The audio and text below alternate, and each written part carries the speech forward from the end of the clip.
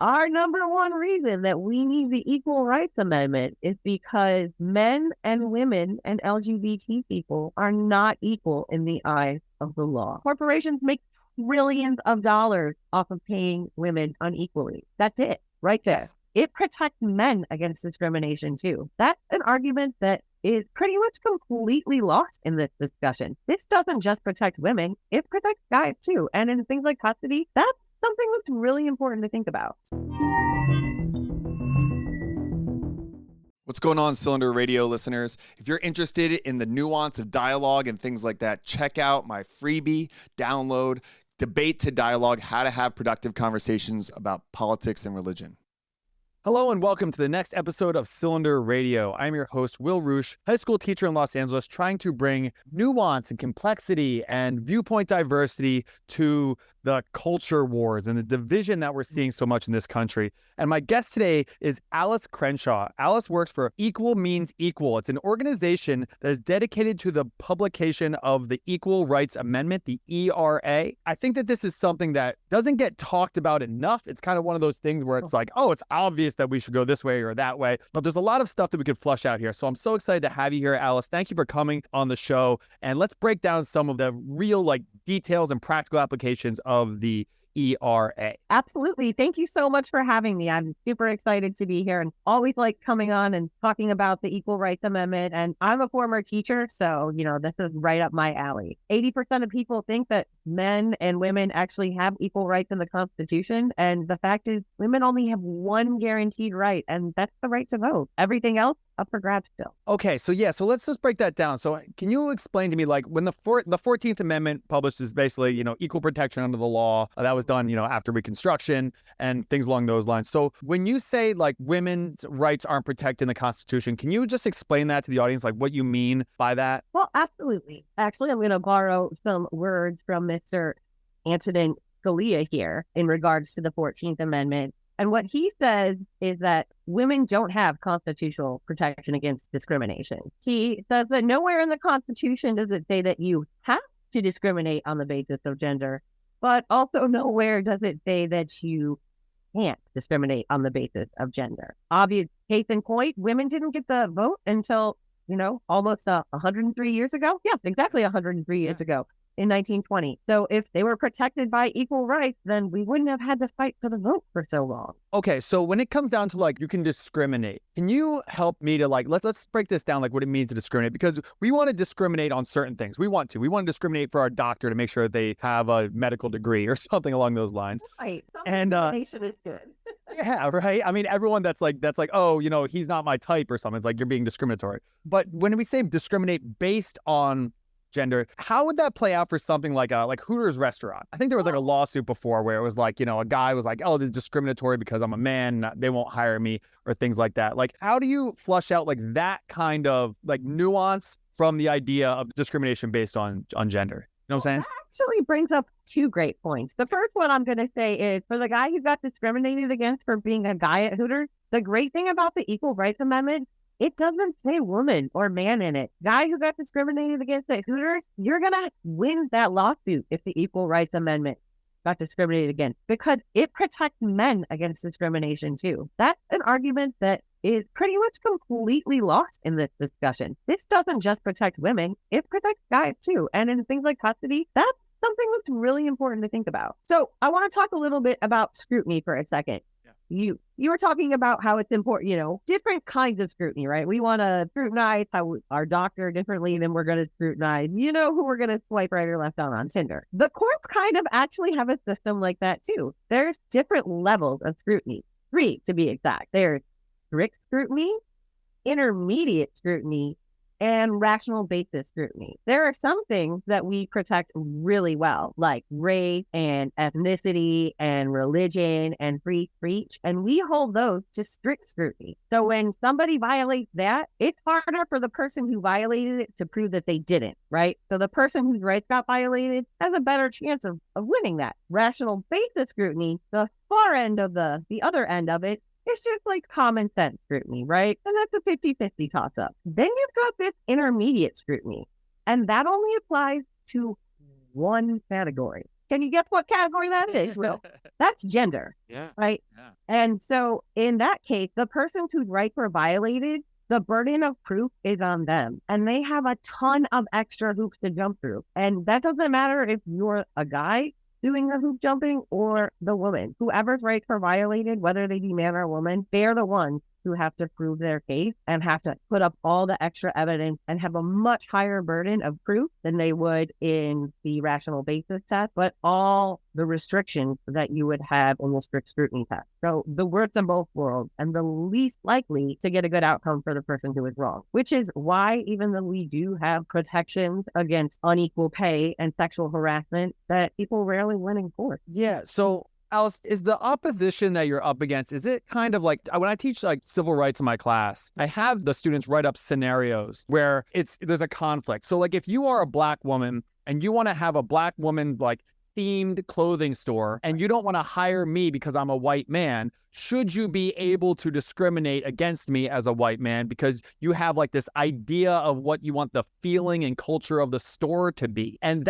is that where it gets like kind of sticky, where it's like you shouldn't be allowed to run your store, or Hooters, like you don't want dudes walking around in your restaurant? Is that where the conflict is? That is a really sticky situation. And actually, when people file lawsuits like that, they actually run up as the plaintiff being the corporation itself. And corporations actually have a lot more protections than people. Another reason why corporations win. That goes all the way back to a case in another California case, actually, that had to do with railroads. That was when railroads were deemed as people, and that's why corporations have more rights than women and LGBT people.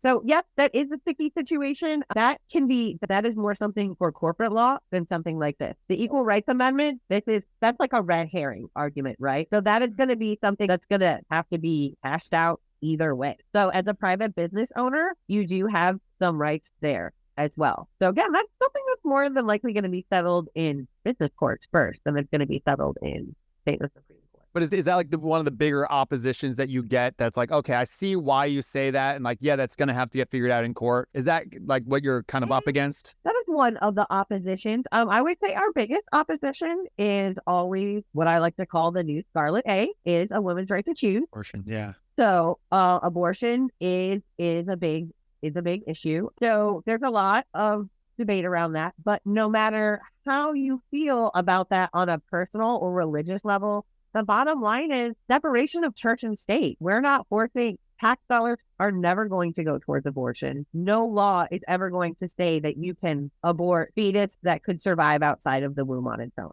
right? Because that's not abortion. That's something different. And no one's advocating for that. No one has ever advocated for that. Do you mean like third trimester or what? So the biggest argument is, abortion on demand up to the moment of birth. So are there cases that babies will not survive out of the womb without intensive medical intervention? That happens. And doctors and parents should be allowed to make that choice. I've known several families who have had to make that kind of choice. And it's a terrible choice. And that's not something that people who aren't medical professionals and people going through it should be involved in. Now, are you going to be allowed to 2 days before your due date abort a perfectly healthy baby? No, that's not what anybody's advocating for, right? That I don't think an act like that would pass a rational basis scrutiny test, let alone a strict scrutiny test, right? Something like that. Yeah. So that is, no one has ever advocated for the biggest red herring they throw at us. Abortion on demand for healthy fetuses up to the day that they could come out, right? That's, no one's ever advocating for that, and no one ever will. And they're going to continue to use that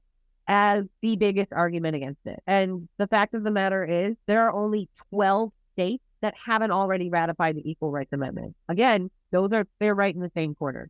And those are the same 12 states that have the highest mother mortality rates, have the highest teen pregnancy rates, and that have the highest female homicide and child abuse rates as well, and highest rape rate. So it's not just about abortion, no matter how much they want to make it that way. Yeah, I've covered the abortion issue on 4 different podcasts, kind of 2 from the more pro-life side, 2 from the more pro-choice side. Very complex issue. So how does the ERA connect with that? The idea that you can't make a law that only affects women, that kind of concept? Yeah, that is the entire concept. It's only 24 words long, right? That's another thing that often gets thrown around, not just with the ERA, but for all bills in general. Politicians are already trying to sneak stuff in there. Very difficult to sneak something anything that's 24 words, right? Yeah, I mean, we look at laws today where they're thousands of pages long. Like, yeah, let's get back to like laws that are just 24 words. I think that'd be a lot better. We'd be in a better spot. Yes, and people claim that this is a radical idea, our opponents, right? The ERA is celebrating its centennial this year, 100 years. This is not a radical idea. There are many state constitutions that have added an equal rights clause. The United States is one of the few countries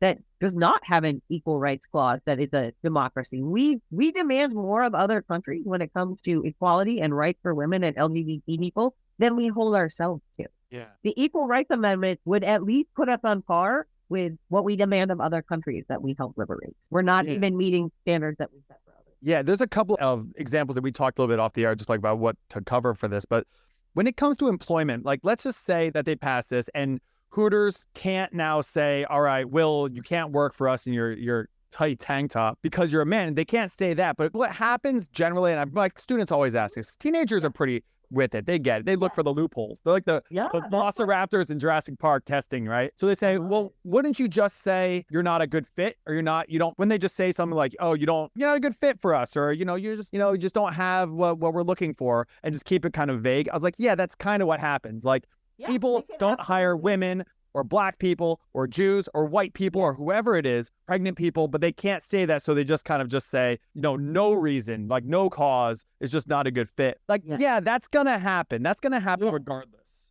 The difference is when you take that to court, now you're going to be on an even playing field. And right now, when you take that, whether they're specific about it or they're vague about it, you are playing on an unequal playing field in court. You are not equal in the eyes of the law to them. So the Equal Rights Amendment evens everybody in the eyes of the law. It changes the game. Does it necessarily change all the outcomes? No, but it changes the structure of the game to make it a more fair one, which is what's different about an amendment from just a regular bill. Yeah, I'd say to my students, because I say like, yeah, but that would have to get sorted out in court. We'd have to say, like, look at my credentials, look at the person that they followed. What's the only difference here? And that kind of stuff. But this would help kind of balance it out where you could still lose in court, but like let's have it be as like clear and fair as possible so we can get right to what is actually the reason. The person who passed you over is going to have to work a lot harder to prove that they didn't pass you over because you were a woman or a man.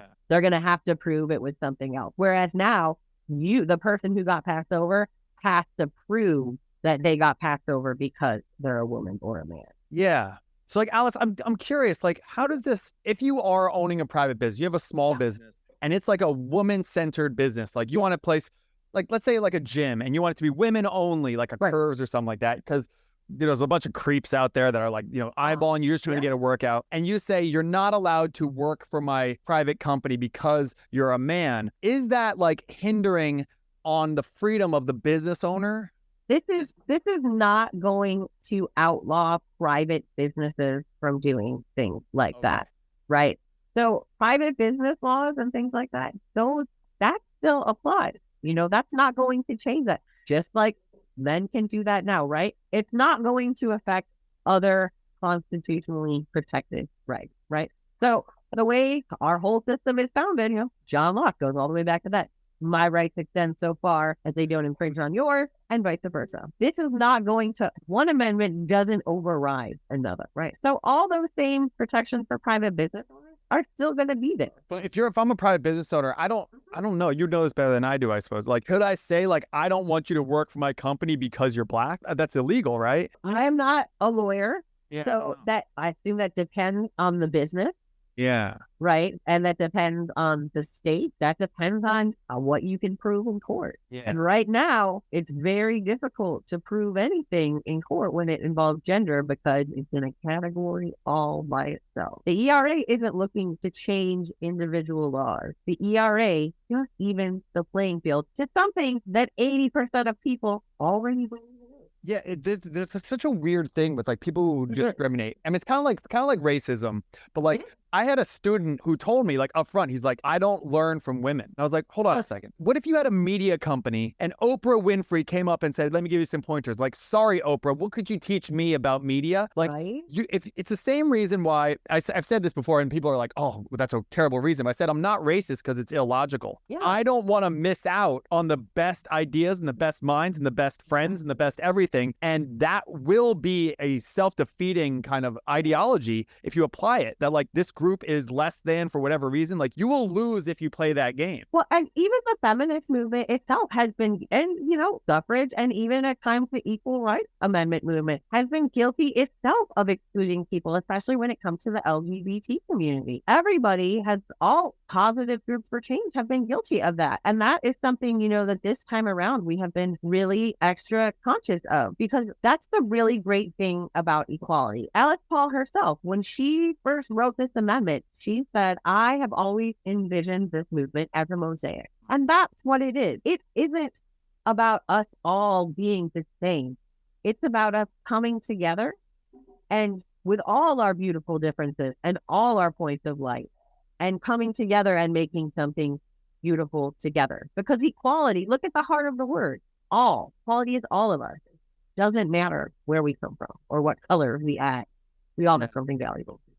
We should all be allowed to do it. Because we're talking about, no, I'm with you. Like when it comes to talking about gender, one of the topics, the most talked about topic on this podcast, I've done 130 episodes. I think 9 or 10 of them have been on the trans issue. Yeah, that's a super important issue. It is. And we haven't figured it out yet. That's why I'm doing it. Like we haven't sorted out yet. It isn't as clear as I think either side wants it to be, to say it to be. So how does that play a role in the ERA? Is it kind of eliminated all? Because if gender is not a factor, then it doesn't really almost matter how you identify. Is that kind of like, So again, there are, even within the movement, there are some people who are still adjusting and still figuring this out, right? But the bottom line is that the equal rights says you cannot discriminate on the basis of sex. So that means equal rights for man, woman, and everyone in between. Period. There's a reason that they did not use gender. She did not use gendered words in there. Now, was she thinking that there was going to be, first of all, was she thinking it would take a century to get this done? Probably not. Could she see this far in the future? No, but that's the beauty of something so simple, is that it does encompass everybody. Scientifically, 1 out of about every 1,500 people is born with some degree of sexual anomaly, either physically or chromosomally. That's a lot of people, right? You don't always notice it or find out until later in life. And again, no matter what's your religion, very difficult to argue with science and your eyes. Yeah, I mean, I've had like Buck Angel and Xander Kaig who transitioned in like the early 90s, but then I've also had like Lex Horowitz and stuff who are like, millennials, Gen Z trans people. And it's a very interesting kind of thing going on even within the trans community about this, because talk about like women's sports, Title IX stuff. Yeah. That's not clear cut, because we're talking about like, I do like martial arts, mixed martial arts, these explosive energy, combat sports and stuff like that. If you put someone who went through puberty as a male in there and they don't have to disclose it or something like that, that could lead to some, at the very least, you could say like advantages, fairness issues. Again, that is another very hot button issue. That's one of the top things they throw at us. Now, that again is a case where I like to say this is throwing the baby out with the bathwater. Is this an important issue? Yeah, but this is hundredths of a percentile of a percentage point, the population that this is affecting. Do we need to address this issue? Yes. But is this a small enough percentage of the population and manageable enough size that we can deal with this after we take care of the big things like being equal in the eyes of the law and equal pay and things like that? Yeah, this is not a big piece of the pie in this issue. This is a very small slice of what this issue is about. The big thing that this issue is about is being equal in the law and, frankly, the economic side of the issue. Corporations make trillions of dollars off of paying women unequally. That's it, right there. So can you break that down? Because that's Claudia Golden's work at Harvard is really good on like the gender pay gap. It seems like a lot of that breaks down to like types of jobs and the choices and stuff like that. So how would the ERA get around that? Like her work, I don't know if you're familiar with that from like pharmacies and stuff like that. Like once pharmacies changed their hours, the pay got a lot more equal because women are bound to certain things.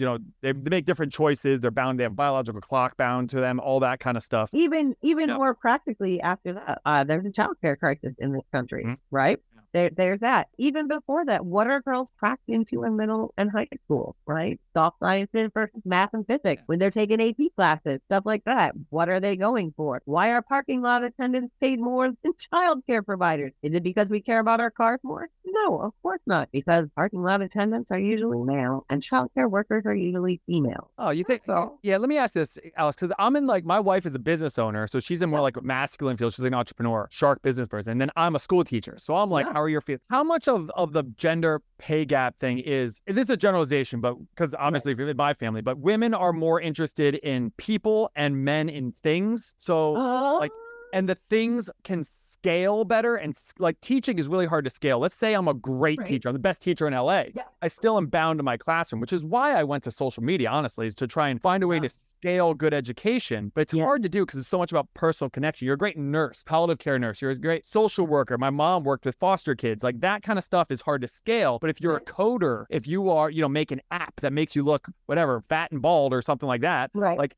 it doesn't mean we value that more than taking care of foster kids. It's just, it's so easy to get to the masses. It's easier to monitor. Yeah, Let's be real. If something absolutely. To monitor, why do you think you're still stuck on gas and not the sun? It's really hard to figure out how to charge people for the sun. I mean, they have by making solar panels prohibitively expensive, but they had to come up with, how can we charge for the sun? How can we charge for wind, right? Everybody can feel wind. Oh, now you sound like me. We have tinfoil hats together, Alice. Well, I mean, there's honestly, I've had the good fortune of living not just all around this country, but in other places in the world. And, in other places in the world, there's not a whole lot of laws against things like collecting rainwater, where here they're even, it's illegal to collect rainwater. And you're like, hey. I explained that to my class. They couldn't believe it. Yeah. I mean, it's having, lived, you tell, it's so funny when you go to other countries, you go to sign up for like gym class or something, and they're like, okay, that'll be $12. And you're like, per class? And they're like, no, for the year. And you're like, what? The corporatization of everything. Yeah, I know. You and I are so aligned on that. And I think it's interesting because that's also somewhere I'm always trying to look for viewpoint diversity, like where we all can kind of align. And I think many people on the left and the right, the political spectrum can agree. The corporatization of everything, even and the way that it's really not. It's something that I think the average citizen would just go, no, I don't like that. I don't like the way that the capitalist model, for all of its good things, has created this crazy incentive structure for news. So it's not the news that you need, it's the news that you want. That'll tell you that you're great. Yes.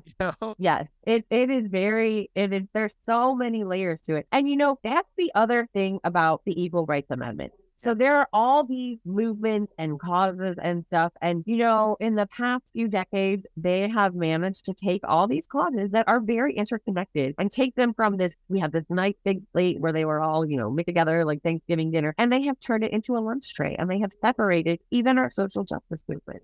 And the Equal Rights Amendment kind of takes those walls and break them down, because it is the first structural change that we have had to our laws and our systems in 103 years since women got the vote, right? And before that, it was giving African American people the vote. And before that was freeing them. And before that was the Bill of Rights. That's it. We have only had 3 upgrades. So the Equal Rights Amendment is kind of, so the game Jenga. I'm sure everybody knows Jenga, right? The Equal Rights Amendment is kind of like that one piece in Jenga. When somebody pulls it, you're like, oh man, this game is over. Yeah.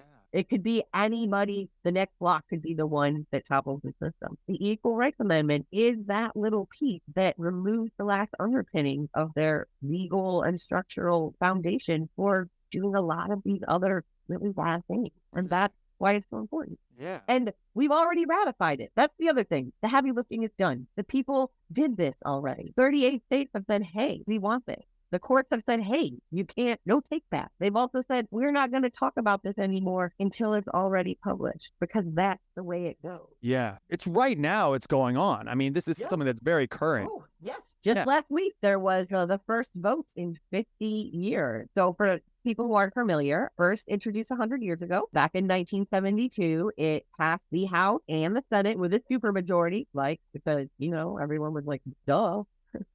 And it had 34 of the 38 states needed back in 1972. 72, so that was under Nixon, right? Yeah. Nixon and Carter, like everybody, they were all for this. And in 77, Indiana hopped on. Yes, equality has no party. And that was very evident. And so then along came a woman named Phyllis Schlafly, and we had the argument about the bathroom, about abortion, and about women in combat. So Draft. yes, the draft. Service. Yeah. So those were the three main arguments. Abortion, they're going to make us go to work.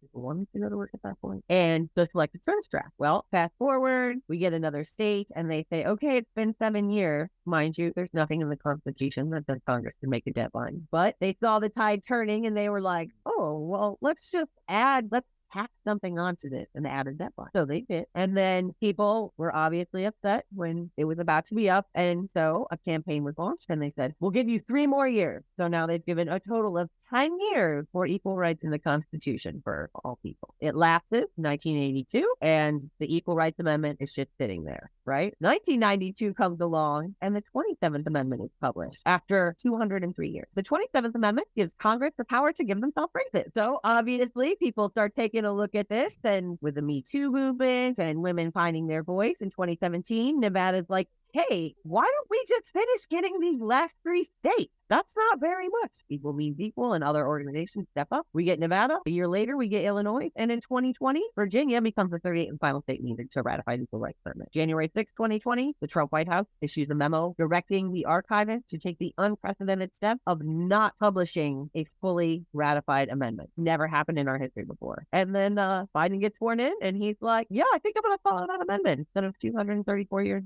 that memo, instead of 234 years of precedent. And that's where we are today. You mentioned bathrooms. Does that mean like the idea that they would take away men's and women's rooms? Yes, that's still an argument.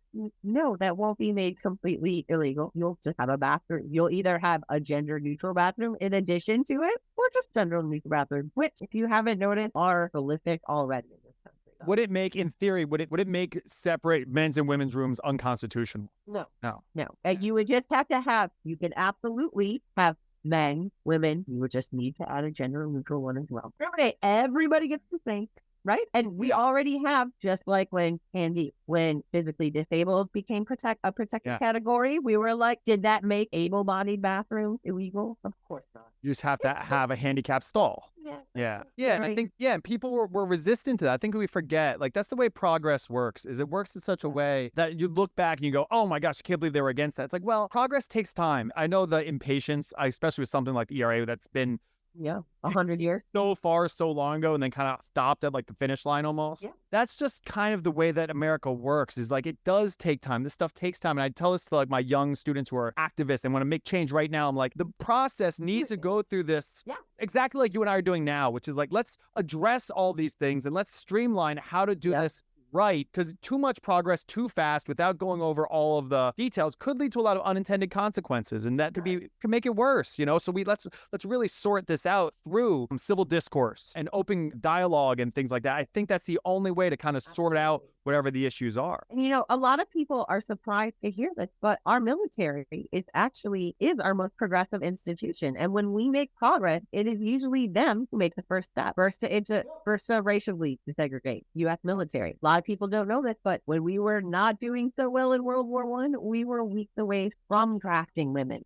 Okay, women have been in combat since 2015. Right now, the military provides 15 days of paternity leave, and the military also provides gender-affirming care for its transgender members. I know some of them first, being a military family member as well. So I think there's a whole division just where they're looking at these issues. So I think it's really important that when we're having these discussions, we take more advantage of those resources and those programs that we have in place that the public isn't aware of, can really help flesh out these issues and help bring more awareness and understanding. I mean, basically, we've got a little laboratory that we've been using for years.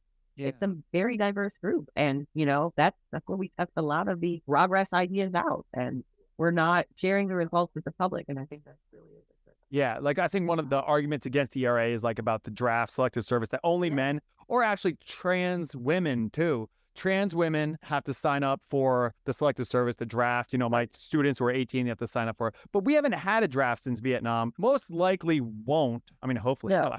Oh, If the military has their way, they would not want a draft staff. They much prefer an all volunteer service. People who don't want to be there don't make good soldiers, right? Right.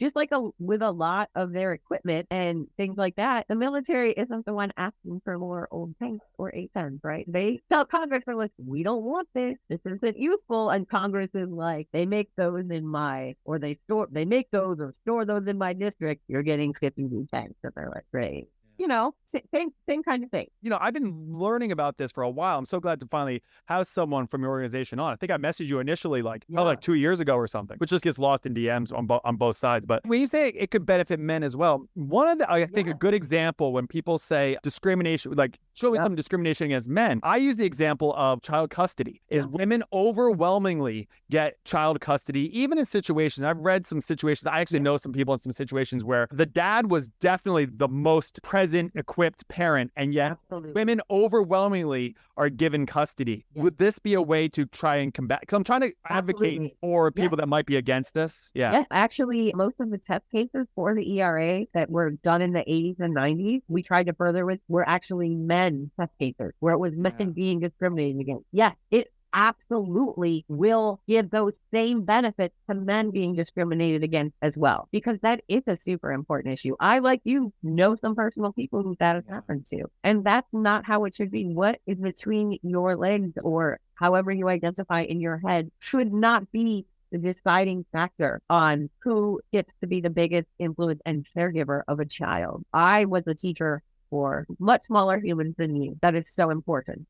Gender should be the last thing that we're looking at. And the Equal Rights Amendment does change all that. And when it goes, another argument that we get a lot is, women and girls will lose so many protections. What protection? Every 93 seconds, someone is sexually assaulted in this country. What protections do they reference? They never reference any specifically. What I could maybe guess is like, it's not like breast privileges, but things like I watched Titanic with my kids, like, because it's like their anniversary. Children first, that kind of thing. Like the element of women being like 93%, I think, of on-the-job fatalities are men. There is that element of men historically have been. Goes back to who they're tracking into the job. Yeah, but expendable. Like there's something about men in history that they were expendable to give themselves up, maybe literally their life, to protect women and children. And there is like an element of that might be like not expressly written, but just like in the culture that says if you get rid of these genderized things, then men won't be able to be the protectors and providers that they kind of always have. And we're already in a crisis of masculinity with all this like crazy Andrew Tate, Liver King nonsense that we want strong men out there to be protectors and providers in a lot of ways. Maybe they're advocating that something like that would go away. I don't know. Yes, that's what they're advocating. And so usually in response, I reference a song by Maddie and Tay, which I'm probably not familiar with it, but it's called Still in a Country Song. Okay. Google it. It's very good. That would be an argument, I suppose, in every 10 hours or so, a woman wasn't murdered by her current or former partner, right? If every 93 seconds someone wasn't sexually assaulted, and only 6 out of 10,000 rapists ever see the inside of a jail cell. If the rates of physical abuse to children and women weren't at epidemic levels, I could buy that argument if women and children were actually still being protected. I mean, that's the thing is like, they're not. George Strait didn't treat no people like this one. But they're not. That argument no longer holds water. Maybe expendable to the job, but women and children are expendable to men. Especially though, I think that might be on the same vein though, because it's clearly that men, like especially on the tails, are at the extremes. So like the women and men, there could be like a woman that's more violent than a man, but on the extremes, the men are more, but the most violent person out of a group of 1,000 is going to be a male. Violent crime is overwhelmingly male and stuff like that. So it's like, that is a real thing. Someone told me one time, like, yeah, but Mr. Roosh, you know that there are more male rape victims than female rape victims or something like that. I was like, I don't know if that's true, but even if it is, they're raped by other men. It's not a pack of cheerleaders chasing down the captain of the football team, like holding him down. Like this is men and cheerleaders never did that. yeah. Like this is a thing where men do have that aggressive nature side, the biology of it, that you need to steer that towards something that is about protecting and providing, and it's not. So how do we do that? I mean, it's a different, they're kind of getting off topic, but that is essentially the question. And something like the ERA gives space for men to not just have to inhabit that one thing, right? It lets men out of the cage that we put them in and the little box we've shoved them into too, right? Yeah. Because gender, again, is not a spectrum, and neither is behavior. Behavior is a spectrum, right? It's not this or that. Right. I mean, again, people forget that pink used to be a boy color and blue. Things change, and you can't stop change either. Right. And we really need, men deserve the Equal Rights Amendment just as much as women. And there will be I will catch a lot of flack for saying that, right? Because people are like, this is about women. I do catch a lot of flack for that. And we catch a lot of flack for being so strident in our support of the LG, especially T community. I will. The trans exclusionary radical feminist kind of action. That is something that I'm happy to be on the front line for, and we'll do every day. We learned from our mistakes, right? That's all. Well, yeah, I mean, essentially, I've followed like a lot of people who are that, whatever, TERFs, trans exclusionary radical feminists, which are feminists. They're saying, we fought for all these rights for women, and then now biological men are coming in and taking those, advantages. But I just want to, I think what it is what you're saying is if we neutralize the idea of gender in rights, then it becomes more of a non-issue. It's like you don't give like preferential treatment to one group or the other based on gender, then the gender becomes less of an issue. Yes, exactly. Like we could continue to try and plug all these holes at once, or we could just all in one. This is the foundation for fixing so many other issues.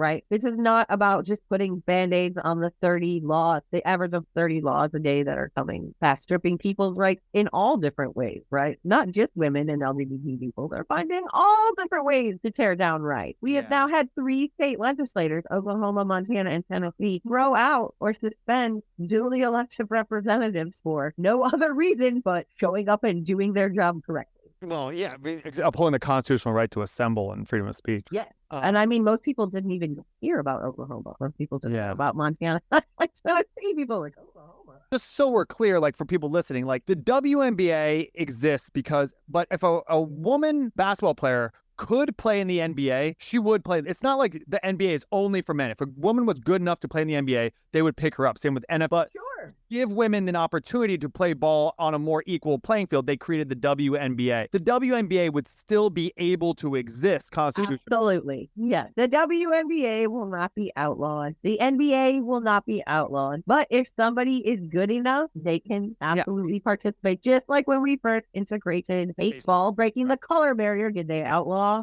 No, they did not. Yeah.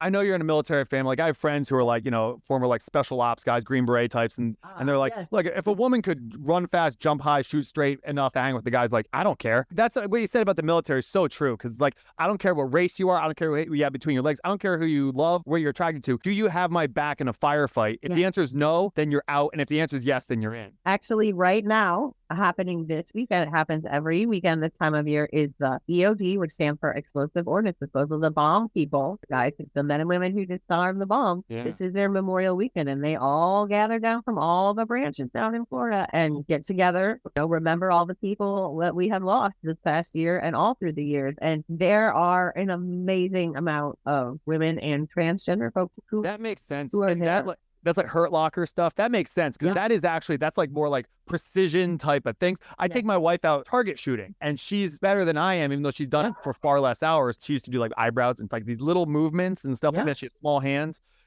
like those things, matter in warfare too. So it's just, that's why I love having these conversations because it's all about the nuance. I'm telling you, some of our most badass bomb techs are definitely some females. That wouldn't surprise me at all. That wouldn't surprise me at all. Yeah, that makes a lot of sense. And those people are absolutely crucial. You don't need everyone to be 260-pound Navy SEAL kicking indoors. They have their place, but so do the people who make sure that the door isn't booby-trapped have their place. Yeah. And that's what's so cool about the military is everyone kind of has their role. You need the big grunts and you need the brainiacs and you need all that stuff. Right. Somebody's gotta get the robot. Because also look it up. Yeah, they're it's very, like I said, the military, at least half of the military are either people of color, women, or LGBT. Yeah. So I mean, that's a lot. A lot of people are under the misconception, you say military, people are like, oh, very conservative, middle, Southern American. I'm like, oh, they may have put us in a lot of bases down here, but that is not the actual makeup of the military. Yeah, and it's so cool because they'll like bust balls like all the time. They'll say racist jokes, sexist jokes with each other, but it's like it's just everyone's kind of dumping on everyone. It's like South Park, So it's like, that almost evens it back to even again. Yeah. And say something like that out in public to somebody, and they're like, no, like only when you're in here. Yeah. No, you don't. We don't prey on the weak, and that's something that you'll find across the branches. Right. Actually, we love Harvey Daniels, who is a sailor, one of our friends, good friends on social media, and he is a drag queen, and he performed and entertained his fellow shipmates. I think I saw that.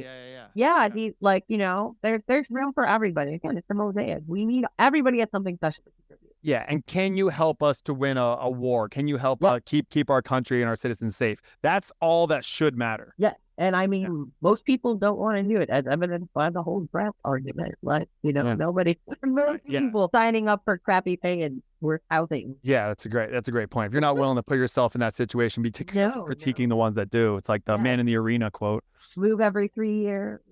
Yeah. So the last thing I want to ask you from you, and then I want to have you, plug how people can support and everything like that, because that's really important. The last thing I want to ask you though is, I've asked this to most of my guests. The way that the podcast is, it's cylinder radio. So from one angle, it's a circle. One angle, it's a rectangle. Yeah. So can you give me kind of the best example of gender inequality in society and that calls for the ERA, and then give me the best argument you can form against the ERA? Absolutely. Like the steelman of like your opponents were like, okay, that's a valid point, and I get it, but still the good outweighs the bad in your eyes. But first, give me like the best example that people can really resonate with of why it's needed. This is an example of clear inequality. Okay. The best example I would say is, I'm going to go with Lilly Ledbetter. That's a familiar name to a lot of people. Lilly Ledbetter was the woman who gave us our Equal Pay Act. Right? Because you cannot discriminate based on the basis of gender. The Lilly Ledbetter Act says that you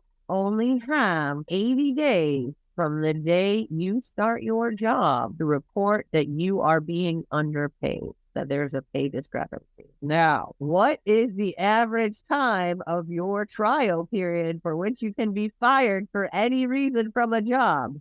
That is 90 days. So our number one reason that we need the Equal Rights Amendment is because men and women and LGBT people are not equal in the eyes of the law. The law should not only be colorblind, but gender blind too. People are people and should not be held to a different standard in the eyes of the law because of how they were born. That's not something they could change. That is my biggest argument for the Equal Rights Amendment. The law needs to be equal, and the law needs to see everyone as equal, whether it's a trait that is something that is innate that you are born with. And right now, that's not the case. Yeah. My opponent's biggest one, the Equal Rights Amendment will restore a woman's right to choose. And that infringes on my religious liberty. That is the biggest argument that people will make against the Equal Rights Amendment. That one's, I hear you. Does that but there's separation of church and state, clearly. So I wouldn't think that that's so clear anymore, though. Yeah, I guess so. Yeah, that's why the woman I had on from my first pro-life argument was a radical feminist atheist woman, Destiny Hernan De La Rosa, who came on, and because I was like, that argument's real. I understand like the life argument. I'm a fairly religious guy myself. I get it. But when it comes to policy and law, you have to separate. That's, number one in the First Amendment. Yeah.